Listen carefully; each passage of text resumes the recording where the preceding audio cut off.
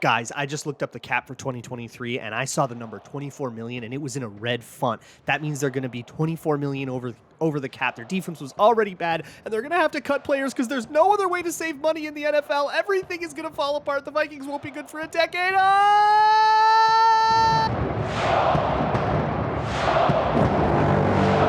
You like that on 3, 1, 2, 3, you like it! You are Locked On Vikings, your daily Minnesota Vikings podcast. Part of the Locked On Podcast Network, your team every day. What is up, everybody? Welcome to the Locked On Vikings podcast, part of the Locked On Podcast Network, your team every day. As always, I'm your host, your pal in the Katie copied off in math class. My name is Luke Braun. You can find me on Twitter at Luke Braun NFL. You can find the show on Twitter at Locked On Vikings. Thank you so much for making Locked On Vikings your first listen of the day, each and every day.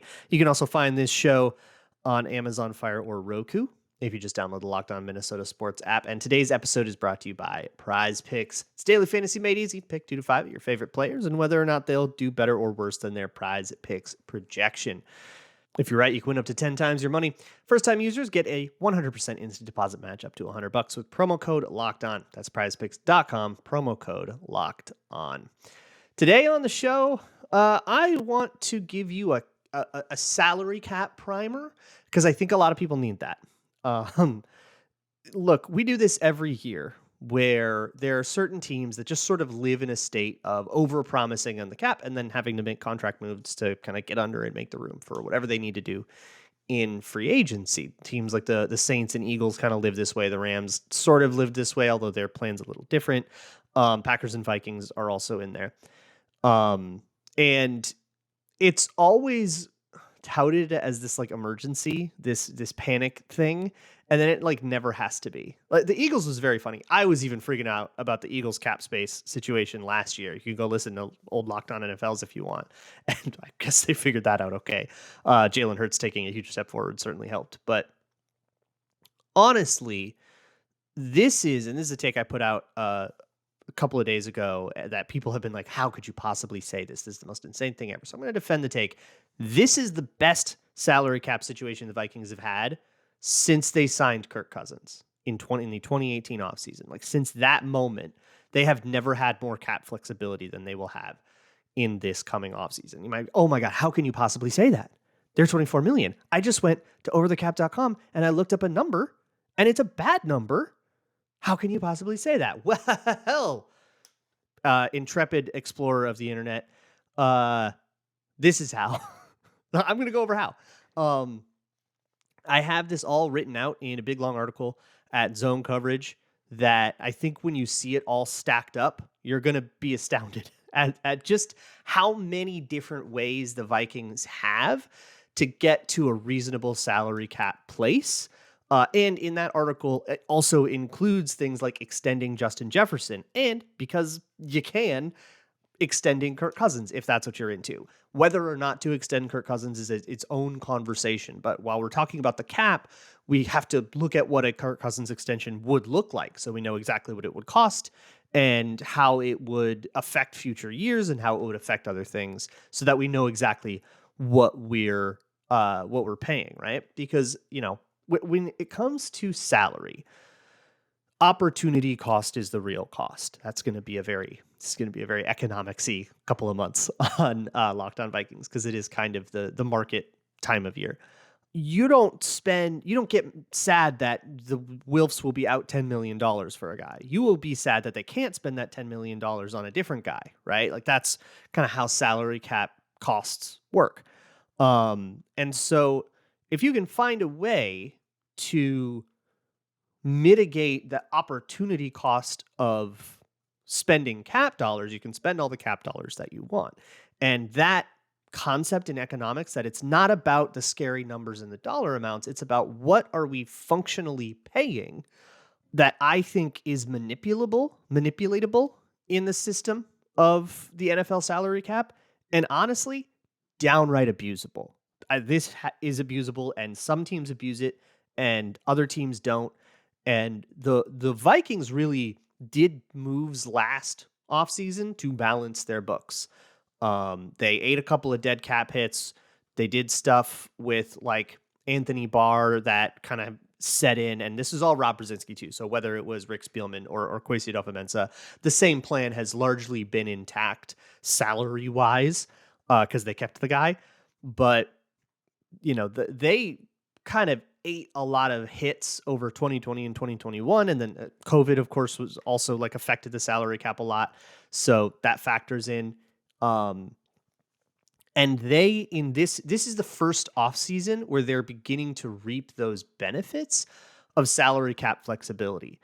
So what do I mean by salary cap flexibility? Well, in short, there's a lot of unprorated, unguaranteed salary on their books right now that they could just cut, or that they could restructure, or that they could renegotiate, or that they could do whatever with.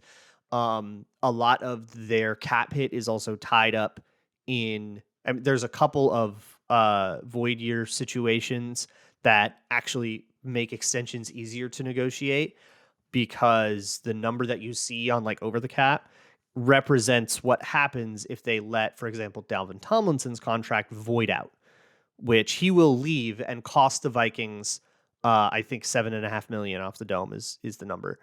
And if you extend him, you are probably the structure of that contract will give him a new cap hit that will probably be lower. So you can both extend Dalvin Tomlinson and save money in 2023, and have it be a deal that he will actually say yes to. And yeah, he costs money in whatever years you're paying him for then.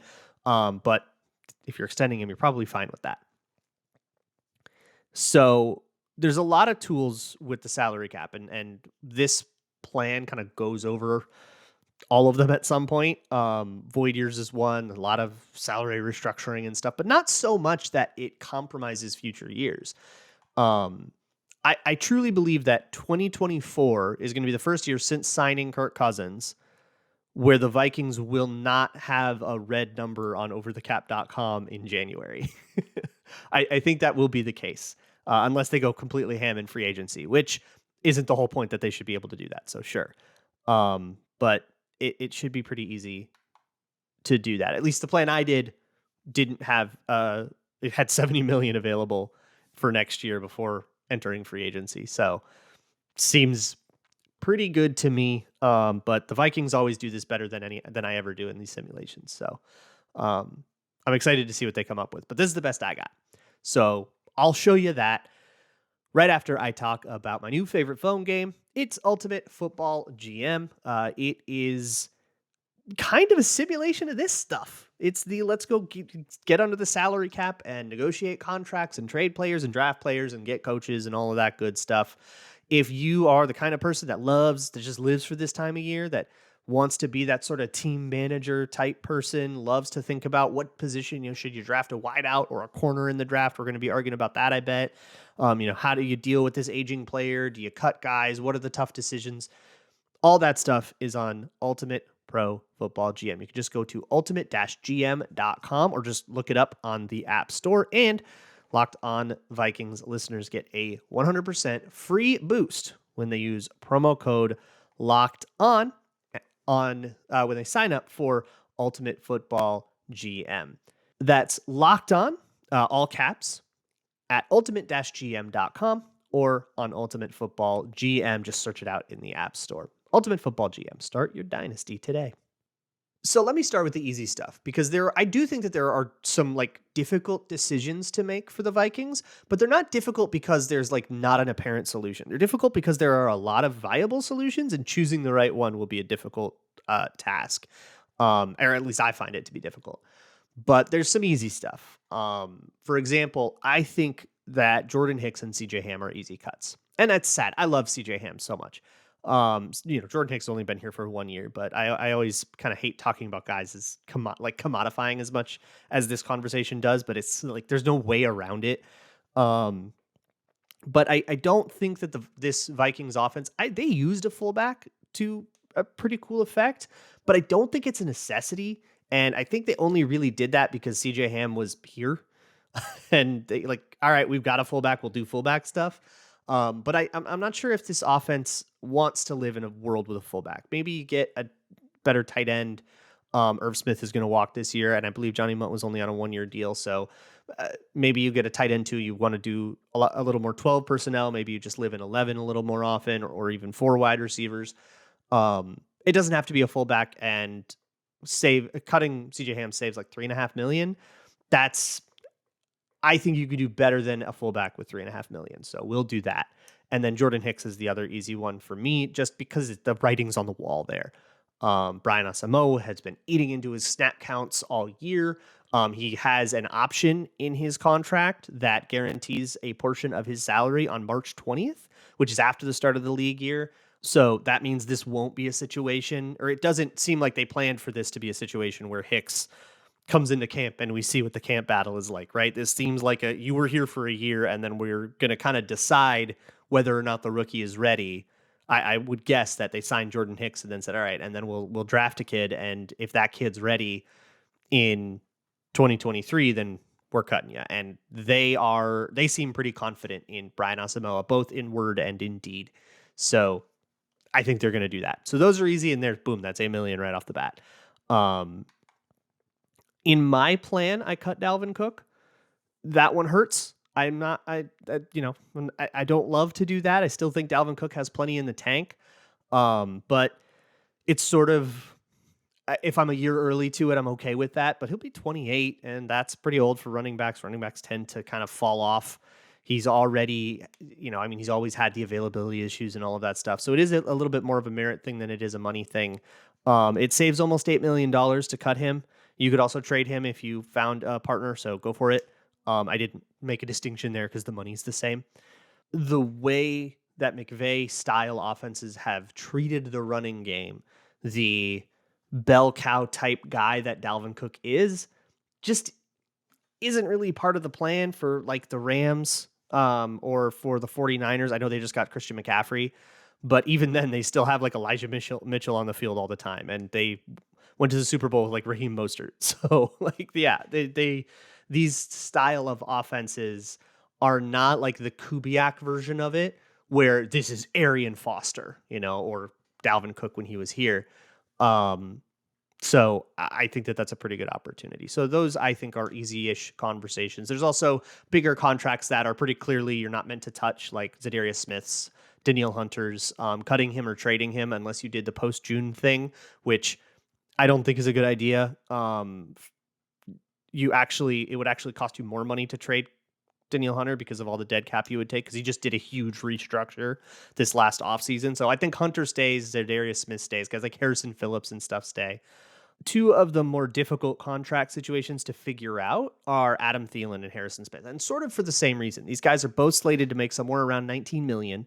They're both well on the wrong side of 30, and they both, I think, showed signs of age in 2022. Not crazy ones, not, this guy can't play anymore or anything like that, but Harrison Smith looked a little slow. Maybe he was breaking slow because he was reading and it was a new defense and all that stuff. And Adam Thielen, while he got open a lot, and I definitely think he's still very much a viable wide receiver. I don't think that this is not an AJ Green thing where, this dude's just a shell of his former self. No. Far from that.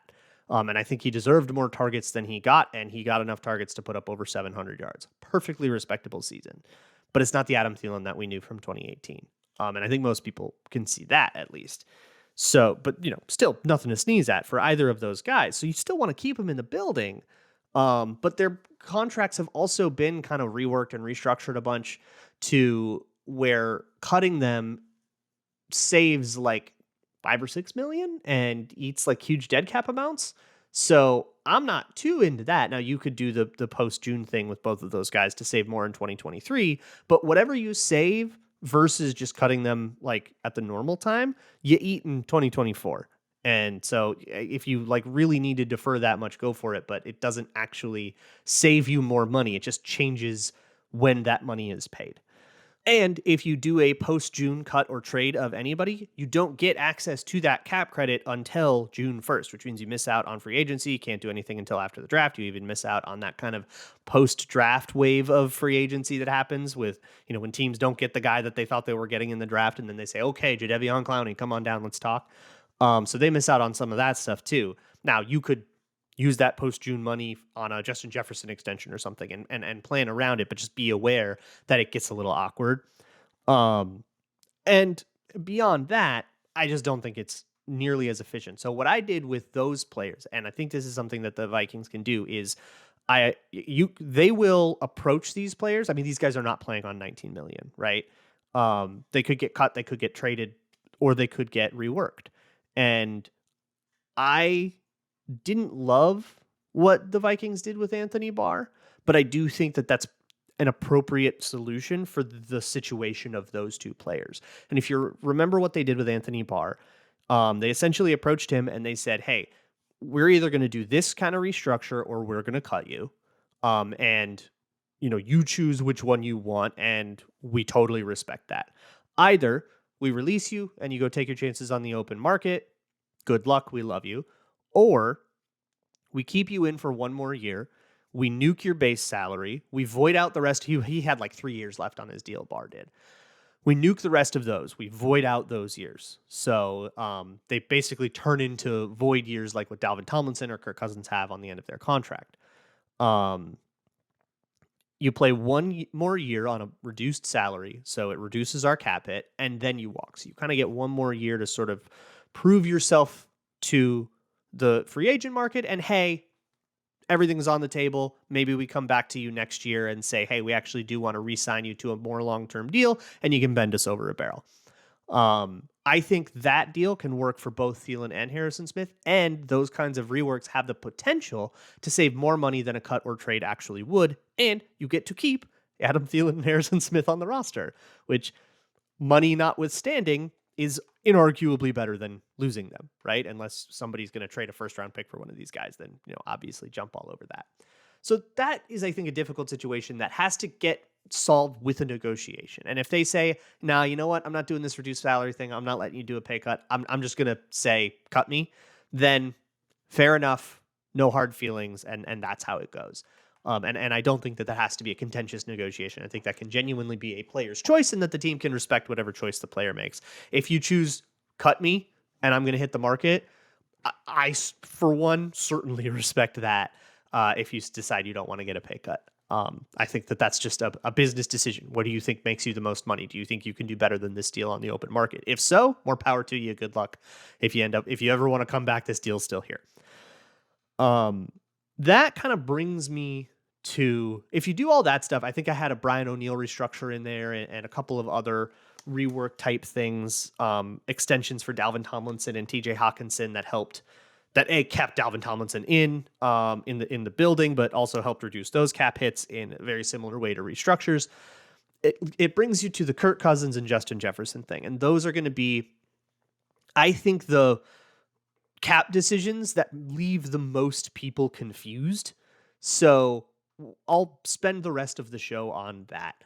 But first, Viking season is over, but football season isn't over. And if you want to be able to watch the divisional round without tearing your eyeballs out because the Vikings aren't in it, go to betonline.net. BetOnline is where you can gamble on it and have a stake. Bet on, see if those Giants can go upset Philadelphia, which I would certainly love because it would make our loss look a lot better by comparison. Or you could just go bet on AFC teams and stuff. I mean, the Bills-Bengals game looks like it's going to be a total heater. Cowboys-Niners, total heater. Very excited about both of those games. And you can bet on them. You can lay down weird props. You can bet right in the middle. You can do teasers, parlays, all of that crazy stuff. Or you can bet on basketball and hockey and all kinds of other stuff too. Whatever floats your boat, you can find it at betonline.net, where the game starts. Before I move on to Kirk Cousins and Justin Jefferson and how do we get these guys' contract situations dealt with, one more word on Harrison Smith and Adam Thielen. These cap hits are obviously insane, and I think you'd have to have a really low amount of faith in Rob Brzezinski, who has been demonstrating for the better part of 2 decades that he's very good at this. You have to suddenly think he was very bad at this if you thought that this is a surprise. And I think that's the implication that bugs me the most about most cap analysis is that, the over-the-cap websites are just kind of giving you raw information and letting you do what you will with it. It's not their fault. And what over-the-cap does is, frankly, incredible. It's so impressive. They're manually putting those numbers together. I mean, they're taking what is reported and tracking it and filling in the gaps because what is reported is not often complete. And so they're filling in the gaps with their extensive knowledge of how the cap works and how numbers have to fit together for the reports to make sense and stuff. It's all one big puzzle and they constantly solve it and it's very cool. Um, and I'm appreciative of it as a resource. I wanted to shout that out. But when people use that information to analyze the cap, very often they'll go, "Man, how did the Vikings get themselves in this pickle?" And it's like selling it as though it's a situation they suddenly find themselves in, as if they didn't have a plan. Rob Brzezinski very rarely drafts a contract without the intention of revisiting it in the middle of that contract. I think Dalvin Cooks is a really good example. I would be surprised if he played on a $14 million cap hit, which is sixth highest in the league. And that's what he's slated. If you don't touch that contract, that's what happens in 2023. I would not think that that happens. I would think that he either gets restructured or maybe a cut or trade, or maybe you approach him with a different, maybe you extend him for 2 years and you use that to get the cap hit down. Something's going to happen with that contract. And Rob Brzezinski drew that up with the intention of revisiting it right now, or I don't know, maybe on the eve of camp. Sometimes that happens. But revisiting it in this offseason, like they planned to do this. And I think when we look at the cap websites, we have to understand that the cap websites aren't factoring that in. And I mean, how could they, right? They don't have access to that knowledge. But they're not factoring in what the Vikings plan to do. Like the Taysom Hill contract is another very good example. When they promised him like $140 million, he was never seeing any of that money. But now it's on the books technically, and it's going to make the Saints cap look completely ridiculous for a while. And we have to be aware that that kind of stuff is going on. And I think the Thielen and Smith contracts are like very clear. These are supposed to be revisited right now, right? Jordan Hicks's contract is supposed to be cut right now. And if they decide not to, it's because he's earned that. Or it's because they think he's earned that, I guess is a better way to say that. So bear that in mind, that this is not oh my God, they spent so much more than they thought. And whoa, how did we get here? No, they know exactly what they intend to do with all these contracts. We don't know that. And I'm eager to find out. But we have to keep that in mind. And I don't think we do often enough, especially for people who like people on TV that like tout themselves as math people who like just refuse to do this math, and it boggles my mind. But enough complaining and subtweeting.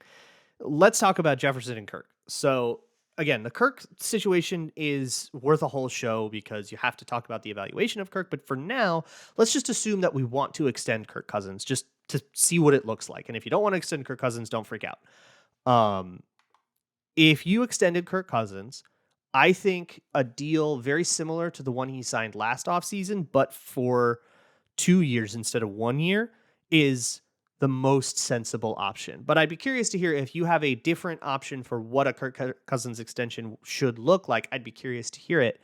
But what I think is, and what that was basically they converted a whole bunch of salary to bonus so that they could lower his cap hit. Remember, it was $45 million going into last offseason. You want to talk about cap hell? That is a rough cap thing. That's we need to fix this now. And the Vikings don't. $36 million is a perfectly reasonable number for a starting quarterback who didn't cost you any draft picks. That is way more reasonable than the 45 he had going into this year. So they don't have to touch it. But if they wanted to touch it, they could use the same tricks to bring that cap hit way down, and then add 2 years. And then in the last year, have a big giant roster bonus that gives them a little bit of extra flexibility. That's what that would look like. And then a Jefferson contract, in my simulation, I modeled it after Tyreek Hill's just because it was one of the most recent ones. And it would make him the highest paid wide receiver in the league. And after I did both of those things and all of the other stuff I've talked about, I had $27 million in cap space to do with free agency. Some of that goes to draft picks and all that stuff.